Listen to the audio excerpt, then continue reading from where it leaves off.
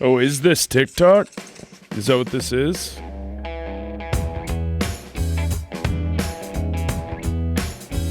What's up, party people? I'm Jess Marshall, also known as your local TikTok expert, and today I'm going to be doing some reaction video action to roofing videos on TikTok. Did you know I have a TikTok?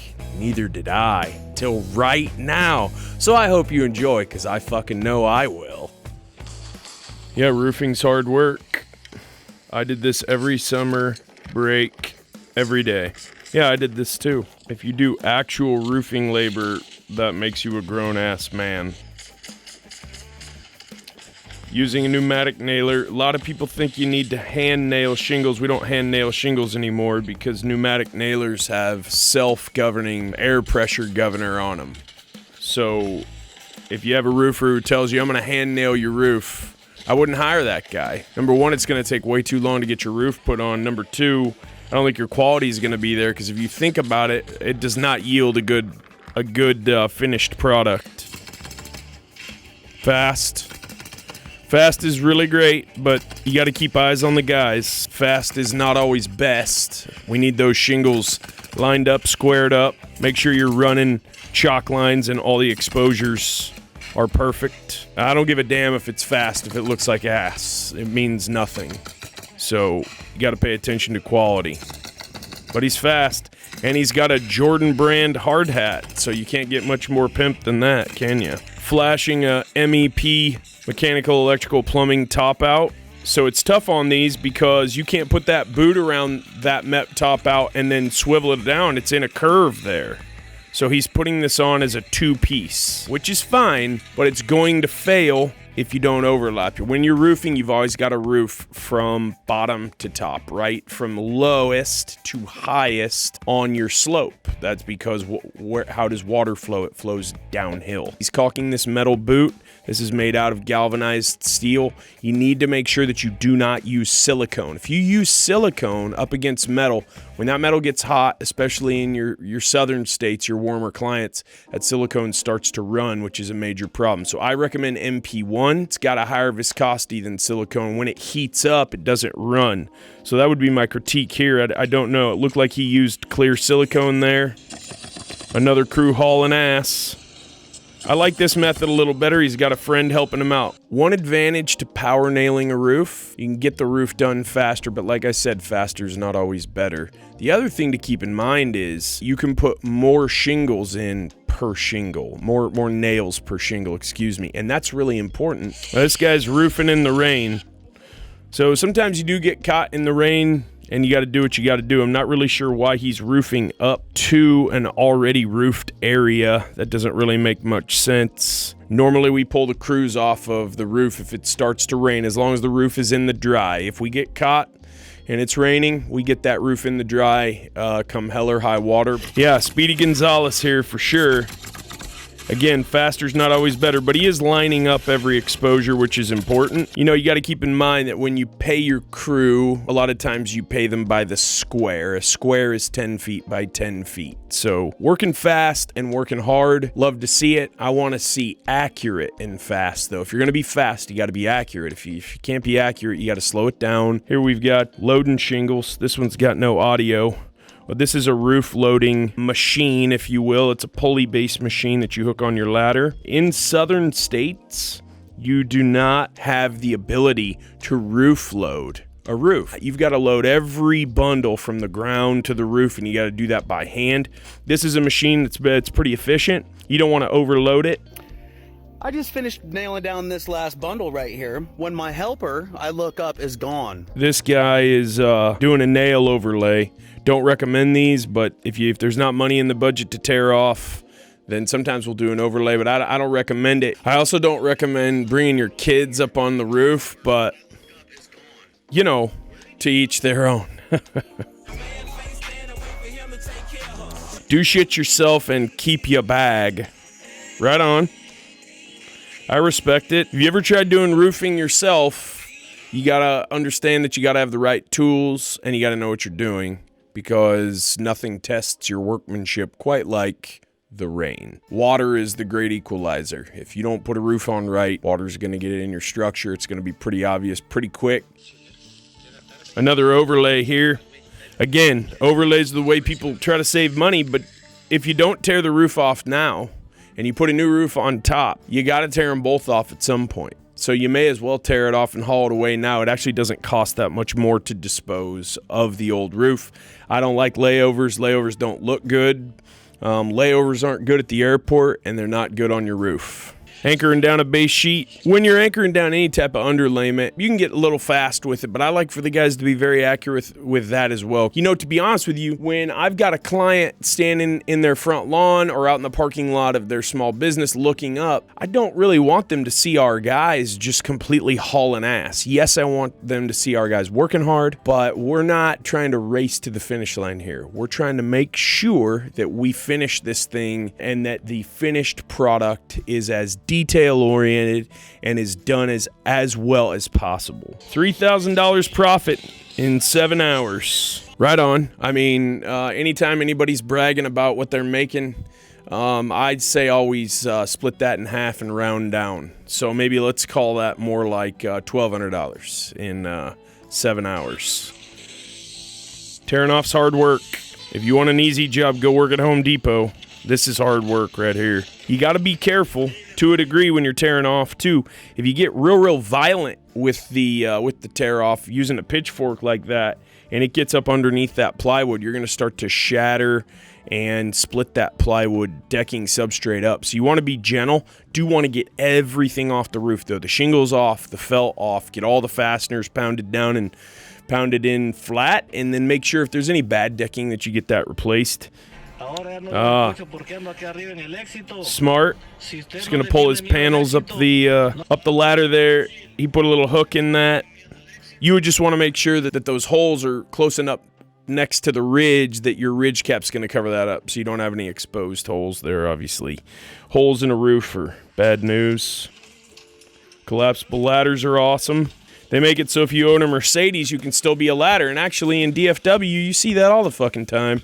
Dude will roll up in a Range Rover, an Acura, and pull a ladder out of his trunk, and he's all of a sudden become a roofer. He was selling cars, or he was an accountant last week, but he's a roofer, and he's going to roof your $1 million house this week. So that's pretty par for the course in Dallas. We do things a little different around here. Love the country and western, for sure.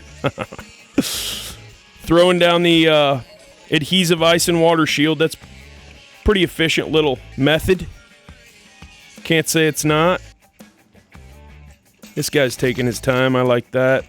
1, 2, 3, 4, 5. 1, 2, 3, 4, 5, 6. Need to space those nails out better, though. I don't need a nail all the way on one end, then the rest of them in the last third of the shingle. That's not going to fucking work. Putting some ridge on. Ridge is super important. That ridge keeps water out of the peaks of the roof. Not sure why there's such a huge gap. I don't know why that's so wide, unless they cut that for ridge vent. Usually you want to install that ridge vent and stop your cut swath short from the end so wind-driven rain can't get in there. This is actually, this is a lost art. A lot of times when you're pulling a tile off or a piece of slate off, if you're not gentle with it, you'll do damage to the materials around the actual broken tile, and you don't want to do that because then you got to replace all of those as well. So the tile was broken, but he broke it even a little more so he could get the whole thing removed. I'm no Inspector AJ, but I own a roofing company and I know a thing or two about roofs. AJ, what you think about this one, man? So this is what's called a plumbing boot or a pipe boot. And what most homeowners don't know is that every 5 to 7 years or so, that needs to be replaced. Because as you can see, it starts to dry rot, which causes issues. That's true. It depends on what type of boot you have that's sealing your mechanical, electrical, plumbing penetrations. A lot of the ones we use in southern states have a metal base with a neoprene collar, and that neoprene collar can last more like 10 to 15 years. But if you've got a poly-based builder grade boot, then those do start to crack sometimes in year 2, especially in Texas, Oklahoma, New Mexico. Loading shingles on the roof by hand, this is what I was talking about earlier. Using that tool is helpful because this right here is hard ass work. But it's why roofers get paid big bucks. Oh no. Well, that's terrible. He stepped up on the roof. Let's watch it again. Stepped off onto the felt. There might be some dew up there. It might be early in the morning. Hopefully he's okay. Let's see. Ooh. Ah, damn. That's a tough one right there, man. One guy. Hey, I've dried an entire light commercial building in myself before as well. I was very tired that night. I slept very well. Hard work, man. Roofing's hard work. It is not easy. Here's a hand nailer. You can get going at a pretty good clip by hand nailing.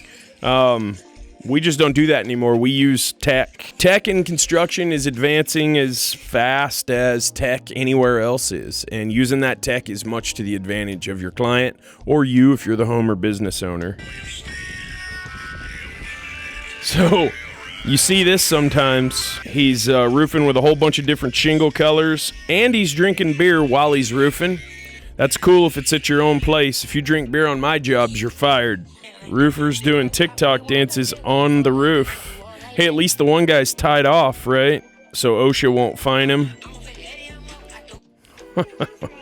If you look at the boxing, it actually... Post-restoration. This is very hard work. This is very, very tedious work. I'm working on one with cast concrete pillars for a friend of mine right now. That ran through the boxing. But we removed those gutters and we extended the roof over the boxing. So when we add external gutters, it'll protect this from happening.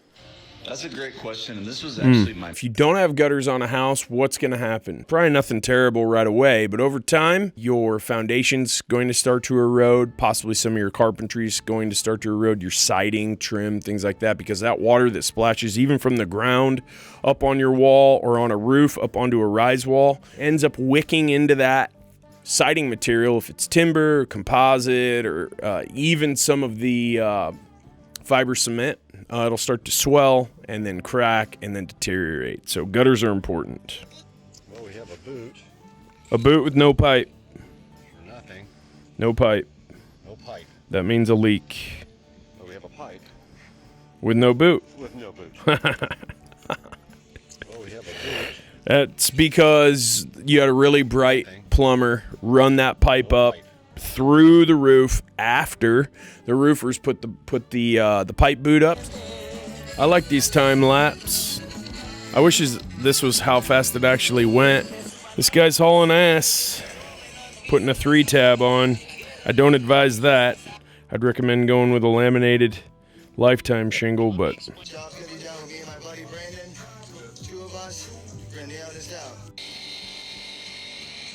hard-working framers, setting trusses.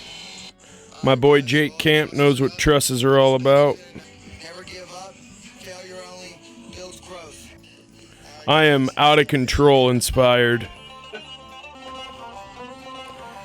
Cutting a close cut valley. They ran a chalk line. That's awesome. I've seen guys pull those knives right into their quad and end up in the hospital, so you got to be careful. Those hook blades are sharp as hell. Be sure whenever you're installing drip edge is to slide it under the roof paper. So Mm. now any water that hits the roof paper goes over the drip edge. Not gonna do that. Thank you though.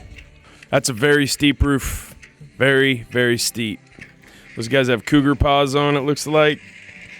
Look at how steep that son of a bitch is. That's hardcore right there.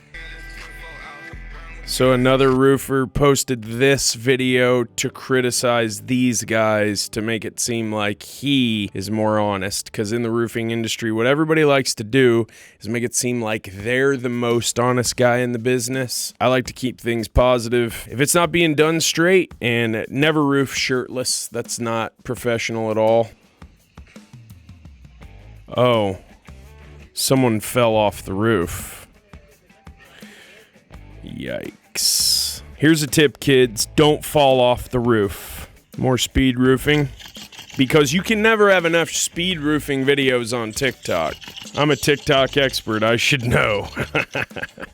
If you got a man that works outside, do not text him and ask him how his day's going. He was pissed off the minute he woke up. If you want to make him happy, send him some nudes. And when he gets home, send him some nudes. If you got a man that works outside, do not text This is him solid and ask him how his advice. day's going. Don't ask him how his He day's was going, pissed man. off the minute he woke up. It's 105. Hotter. Ooh, this is brutal. Issues and water splashing, exposed nail heads. That's poorly done. This is very, very poorly done. We could go on for hours and hours about poorly done roofing. What I would do if I was a homeowner or a business owner, I would ask a contractor if I could see 10 of his most recent projects, and I would do a drive-by. And you know what I might also do? Go up and knock on the door and ask the homeowner if they had a good experience. I don't know. It's just an idea. I'm amazed by these guys. Do a lot of these guys, they must be using a GoPro while they're roofing. Because you wouldn't be able to hold a nail gun in one hand, a shingle in the other, and a phone in the other. I don't know. It's pretty crazy. Some multitaskers. Love it. Man, that was awesome. High energy, as always. Go to my TikTok. Follow me. I don't think I even have one follower yet. I'm here to fucking influence. And I hope you learned something. If you didn't, that's cool. Always hit me up on Instagram, where I'm more popular than ever, at Jess from the Northwest, or email me anytime live at autographconstruction.com, and I'll see you next time.